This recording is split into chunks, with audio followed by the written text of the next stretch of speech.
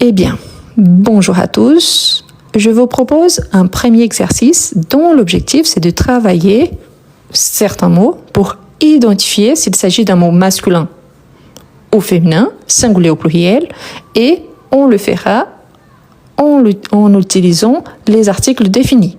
Si vous voulez augmenter le niveau de difficulté, vous pouvez utiliser également les articles indéfinis, les adjectifs possessifs ou démonstratifs, et bien évidemment, vous pouvez essayer de créer des phrases en utilisant ces mots-là. Et même, si vous avez un niveau plus avancé, essayez de créer un texte en utilisant tous les mots présentés dans ces documents. Tout d'abord, on a canapé. Canapé, c'est un synonyme de sofa. Donc, il s'agit d'un mot masculin ou féminin, singulier ou pluriel. On dit le canapé, la canapé ou les canapés. Parfait, donc il s'agit d'un mot masculin. On n'a pas la marque du pluriel, donc on dit le canapé, car lui, il commence par une consonne. Ensuite, ici devant, on a aquarium. Aquarium, c'est un mot masculin ou féminin, singulier ou pluriel. Donc on dit le aquarium, la aquarium. Ici, l'apostrophe, donc l'aquarium ou les aquariums. Parfait. Pourquoi? Parce qu'on a un mot qui commence par voyelle. C'est un mot masculin qui commence par voyelle, ici au singulier, donc on dit l'aquarium. Ensuite, on a table. Table. On dit le table, la table ou les tables. Parfait. Table, c'est un mot féminin singulier. Donc ici, la table. Ensuite, on a stylo. Stylo. Donc, on dit le stylo, la stylo ou les stylos. Parfait. Attention pour ne pas mélanger stylo avec style. Et style, c'est par exemple les styles de quelqu'un, sa façon de porter des vêtements, sa façon de se coiffer. Un stylo, c'est ça. Ça, c'est un stylo. D'accord? Donc, le stylo, donc c'est un mot masculin singulier. Ici, dans les 4 premiers cas, si vous voulez utiliser le pluriel, il faut juste ajouter un s à la fin. Ensuite, on a coussin. Attention pour ne pas mélanger coussin avec cousin. Cousin, c'est le fils de ma tante. Coussin, c'est qu'on utilise sur le canapé pour s'appuyer. Ok? Une sorte d'oreiller, donc on appelle des coussins. Donc, ne mélangez pas les deux. Pourquoi? Parce qu'ici, il y a un double S. Parfait, c'est un mot masculin, cousin également, mais attention, S entre voyelles sont 2 Z. Double S entre voyelles, donc bien prononcé, coussin. Donc, le coussin. Ensuite, on a verre. Verre. Masculin ou féminin, singulier ou pluriel. Verre. Verre. Donc ici, c'est bien pourquoi? Parce qu'on a la marque du pluriel. Normalement, on dit un verre, par exemple, un verre de vin, un verre de café. Mais ici, on a le pluriel. Donc, automatiquement, pluriel. Les verres. Ensuite, on a manette. Manette pour jouer aux jeux vidéo, donc manette. Manette, donc. Ici, c'est intéressant parce que manette, on a également la marque du pluriel. Donc, on dit une manette, la manette, mais ici, on a le pluriel, donc les manettes. Parfait. Ensuite, on a fil. Et peut-être, vous vous posez la question, mais on ne dit pas fils. Ici, je ne parle pas d'un garçon, de mon fils. Non, je parle d'un fil. Fil, par exemple, ici, hein, vous voyez ça? Ça, c'est un fil. OK? Fil, quand on parle d'un objet, donc on peut avoir le singulier et le pluriel. Et oui, le pluriel, on dit également fils. Mais là, c'est différent d'un petit garçon. Donc ici, c'est le fil. Et on prononce bien le L à la fin. Ensuite, on a agenda. Agenda, masculin ou féminin? singulier ou pluriel. Le, la, l'apostrophe ou les. Parfait. Pourquoi? Parce que le mot commence par une voyelle. On dit un agenda, c'est masculin, mais là, comme il commence par voyelle, L, apostrophe, l'agenda. Ensuite, on a écouteur. Écouteur, c'est qu'on utilise dans nos oreilles pour écouter de la musique. Donc, écouteur. Parfait. Ici, on a la marque du pluriel. Donc, mais les mots commencent par une voyelle. Oui, ça commence par une voyelle. Si c'était au singulier, l'écouteur est l'apostrophe. Mais comme il y a la marque du pluriel, je dois utiliser le pluriel. Donc, les écouteurs. N'oublie surtout pas de faire la liaison. Les écouteurs. OK? S entre voyelles sont de Z. Les écouteurs. Ensuite, on a télécommande. Télécommande, c'est l'objet qu'on utilise pour allumer la télé, par exemple. Donc, télécommande.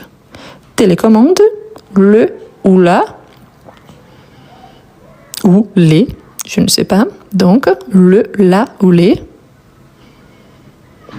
Parfait. C'est un mot féminin. Donc, on dit la télécommande. La télécommande. On l'utilise pour allumer la télé. Ici, on a pile. Pile. Vous voyez la télécommande? Quand vous l'ouvrez, il y a un espace où on met des piles pour faire marcher la télécommande.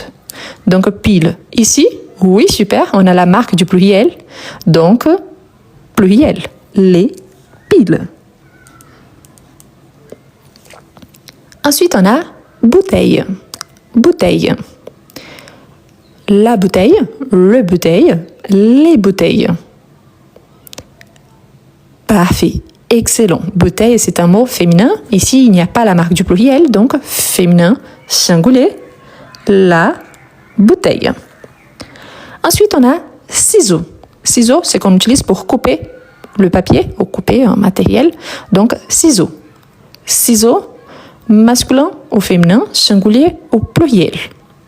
Super. Ici, il y a un petit piège. Pourquoi je vous dis ça?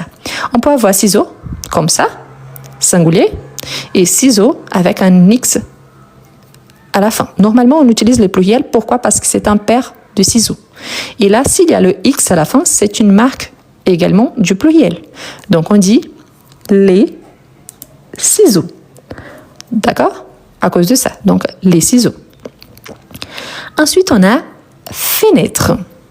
Le fenêtre, la fenêtre ou les fenêtres. Excellent. Donc, on dit les fenêtres. Si c'était au pluriel, mais ici, bien évidemment, singulier, la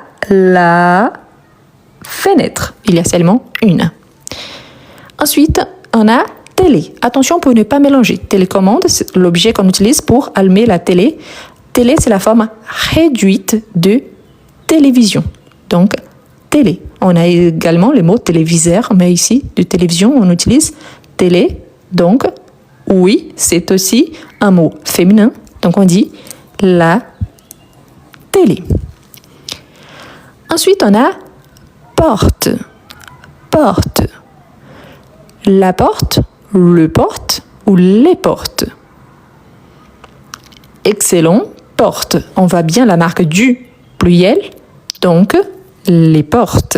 Oui, c'est un mot féminin, mais ici, au pluriel, les portes. Ensuite, on a, Wi-Fi. Wi-Fi. Wi-Fi, le Wi-Fi, la Wi-Fi ou les Wi-Fi.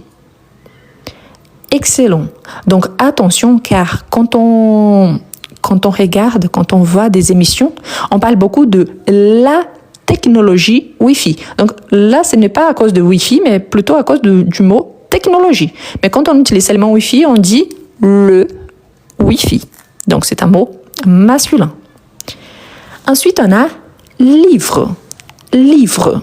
Masculin, féminin, singulier ou pluriel. Excellent. Donc livre, on voit bien la marque du pluriel ici. Donc on dit, oui, c'est un mot masculin. Donc, on pourrait dire le livre, mais ici au pluriel, donc on dit les livres. Et notre dernier mot, sofa. sofa, le sofa, la sofa ou les sofas. Attention, ça c'est une faute assez fréquente. Pourquoi quand on a les mots sofa, dans certaines langues, le A marque le féminin. Ce n'est pas le cas ici. Donc ici, A, c'est comme agenda, on dit un agenda, c'est masculin.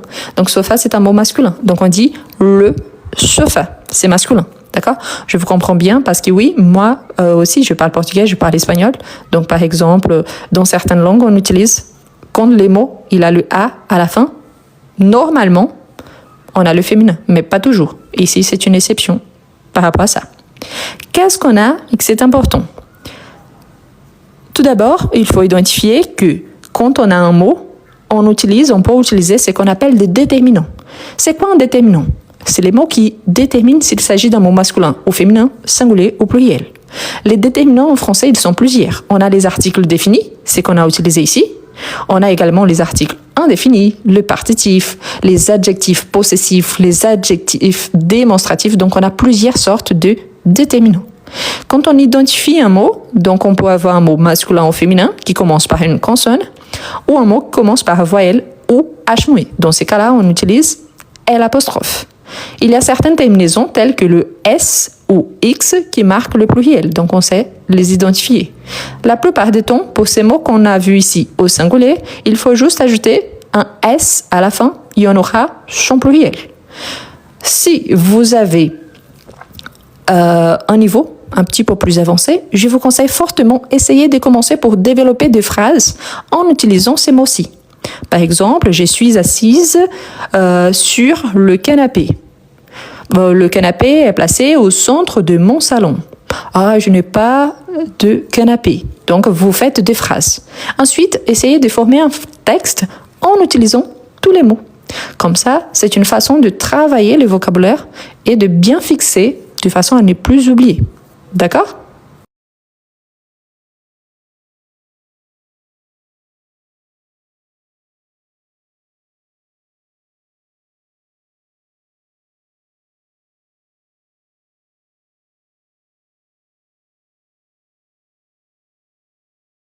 Est-ce que vous avez des difficultés à écrire en français?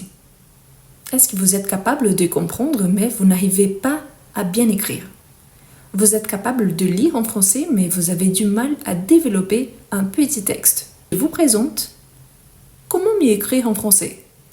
Un livre conçu pour vous, quelqu'un qui aimerait bien écrire en français. Le livre présente 11 unités, parmi lesquelles vous retrouverez toujours des astuces précieuses pour améliorer votre niveau. À chaque fois, vous aurez des explications suivies des exemples et des suggestions de lecture. Et en plus, à chaque fois, il y a un exercice au niveau débutant, en fait, plusieurs exercices, suivis des exercices au niveau intermédiaire. Ce qui vous permettra, si vous êtes débutant, d'avancer et si vous êtes intermédiaire, pas seulement d'avancer, mais aussi de réviser. Voilà les liens pour acquérir votre livre.